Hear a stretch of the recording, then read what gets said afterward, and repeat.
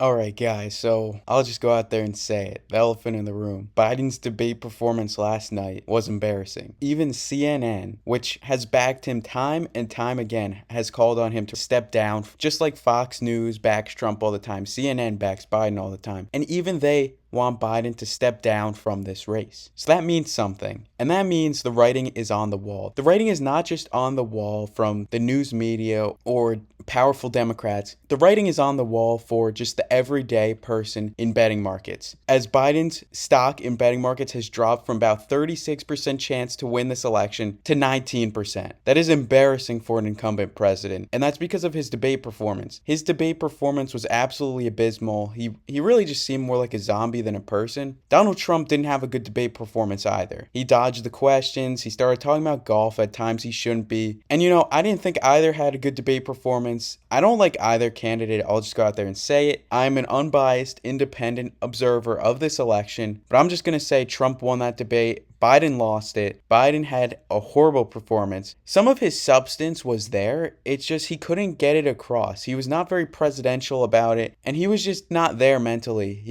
He's way too old to be running. Yes, Trump's a few years younger, but it was obvious Trump was much more there mentally, even though he didn't answer any of the questions, than Biden was, even though Biden was doing the answering part pretty well. Just if he didn't talk and say random garbage about, like, we finally beat Medicare. What does that mean? I don't even think Biden knows what it means. That's what Trump said. And it's true. Biden has no idea what some of what he was saying actually meant. He couldn't get it across. And he's just way too old to be running. So is Trump, but that was bad. That was bad. So now this is an election prediction of Harris versus Trump versus RFK Jr. because we saw Biden doesn't stand much of a chance if he's the candidate running. Especially if there's another debate, he's going to be like this, if not worse. He literally prepared for this for like a week in Camp David, which makes this all the more embarrassing. He had like a week to prepare, only studying for this debate, and he still did horribly. He took time from his job of being the president to study for this.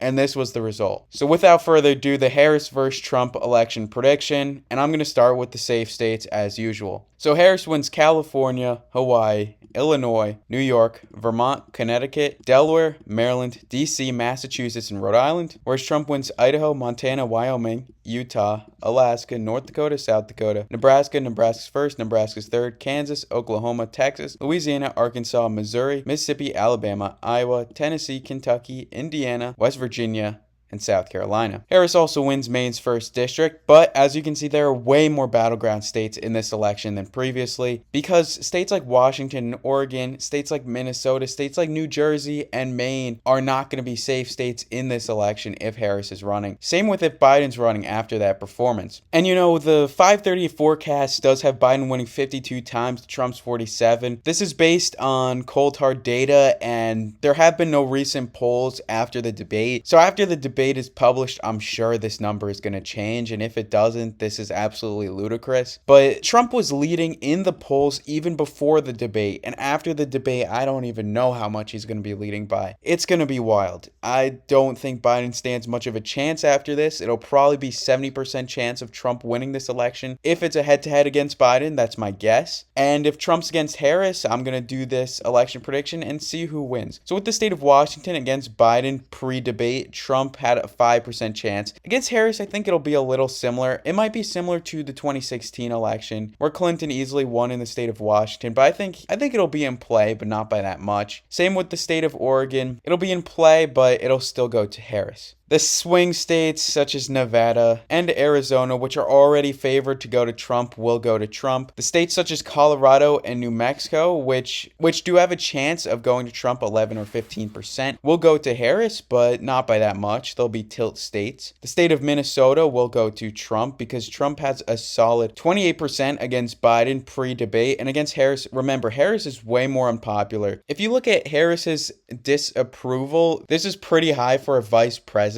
And I don't think this can carry her through to winning against Donald Trump. So they actually have a similar, according to some polls, net disapproval, but according to others, they don't.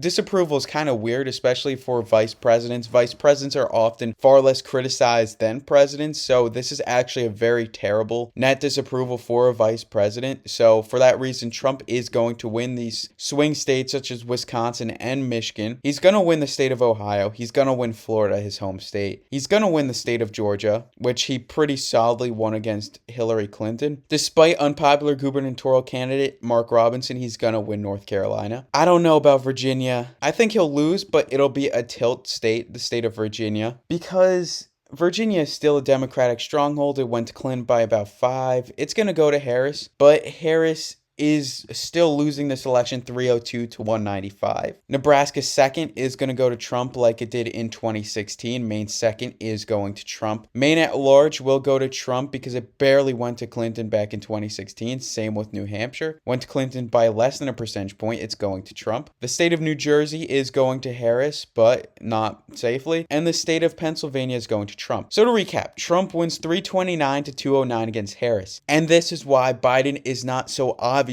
being replaced, because every other candidate is just worse. If they took someone like Gretchen Whitmer, she'd stand a chance. She's the governor of Michigan, very popular in the Midwest. She'd stand a chance. Harris would not stand a chance. This is why she didn't win the presidency back in 2020. She didn't beat Biden in the primary because she just doesn't stand a chance against Trump. Biden stood a chance. Biden beat Trump in 2020. Biden's not going to beat Trump in 2024. I saw a poll. It said 5% had changed their minds after that debate. I don't think any hardcore Trump supporter changed their mind. I think those 5% are people that voted for Trump in 2016, but Biden in 2020, that are just cycling back to Trump in 2024. And 5% can make all the difference in this election. So either the Democrats are going to keep Biden and fall in this sinking ship, or they're going to switch him out for someone like Gretchen Whitmer or Josh Shapiro, etc., who can actually win this election. So with that being said, like and subscribe for more videos. We've hit the watch hour requirement for monetization. We just need subscribers. And thank you for watching.